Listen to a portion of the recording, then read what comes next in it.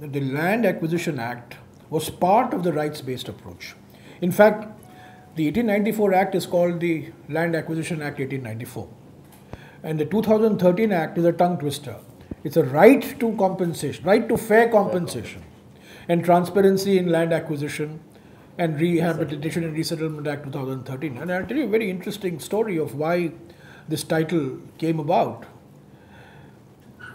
I was discussing, some of my colleagues and I were discussing this act with Mr. Rahul Gandhi, because he had led the party's agitation in Bata, Parsol and Tappal in 2011. So he was interested in this act. So he asked me one day, he said, is the bill ready? So I said, yeah, the bill is ready, and we're about to introduce it in Parliament. It was in August 2011. So he said, what do we call the act? What do we call the bill? So, well, Land Acquisition Bill 2011 at that time.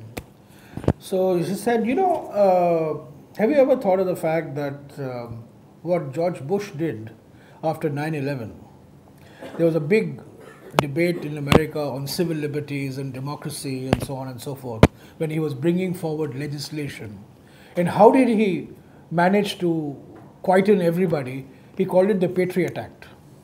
So why don't you guys think of some name like this which would capture the essence of what you're doing and make sure that people who will be opposed to it are forced to think differently. And that's how we came to the right to fair compensation, because it was after the right to information, the right to employment, the right to forest land, the right to education, the right to food security.